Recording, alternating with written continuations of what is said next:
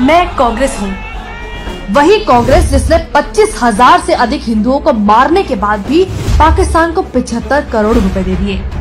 मैंने देश के धर्म के आधार पर टुकड़े टुकड़े कर डाले और मेरा वोट बैंक बचा रहे, इसके लिए 3.5 करोड़ अल्पसंख्यकों को भारत में ही रहने दिया।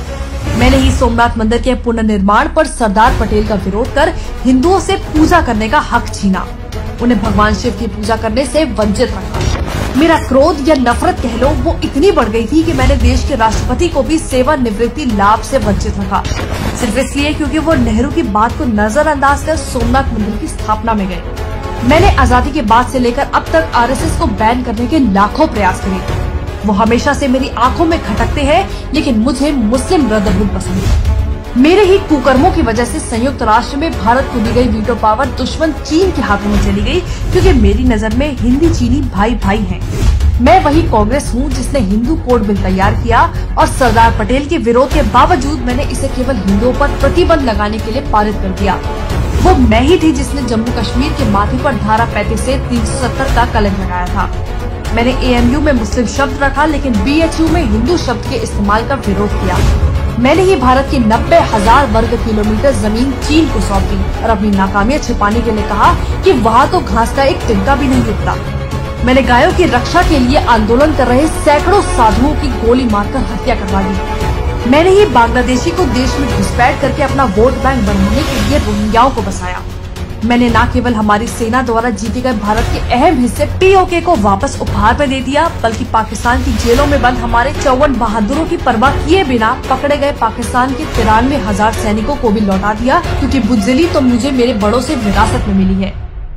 देश की सेना का अपमान करना मेरी रग रग में है, इसलिए मैंने इंदिरा के हुक्म से इनकार करने वाले सेना प्रमुख सैम मानेकशॉ, जिसने पाकिस्तान पर जीत दिलवाई, उसका वेतन 32 साल तक नहीं दिया।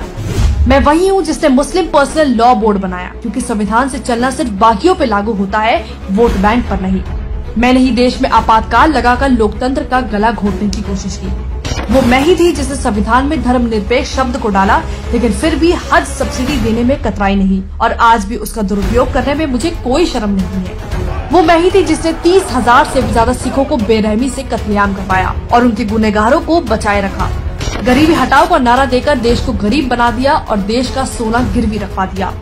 मैंने ही वक्फ एक्ट में संशोधन कर इसे इतना शक्तिशाली बना दिया कि आज आपकी जमीन कभी भी आपके ही हाथों से जा सकती है और आप कुछ कर भी नहीं पाओगे। मैंने परमाणु का विरोध किया, सेना को कमजोर रखने की मेरी मेहनत पर पानी जो फिर जाता। मैंने रिमोट कंट्रोल PM बनाया, उसकी आड़ में लाखों करोड़ों के घोटाले किए। देश में पाकिस्तानी आतंकियों ने 3 दिन तक कहर मचाया, लेकिन इल्जाम लगने से बचने के लिए मैंने RSS को अपना टारगेट बनाया और हिंदू आतंक को जन्म दिया।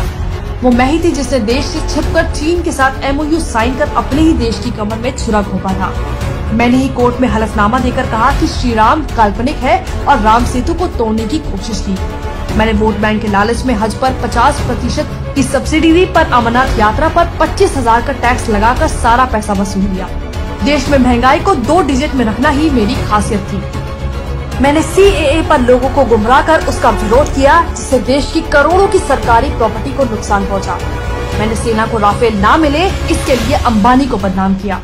मुझे अपने अस्तित्व को बचाने के लिए चुनाव का ढोंग करना पड़ रहा है, क्योंकि कुछ लोगों को परिवारवाद पसंद नहीं। मैं कांग्रेस हूँ, मुझे नफरत है इस देश से, इस देश के हिंदुओं से। इसलिए मैं चाहती हूँ कि मुझे सत्ता में एक और मौका मिले, ताकि मैं हिंदुओं का इस देश से पूरी तरह विनाश कर पाऊँ।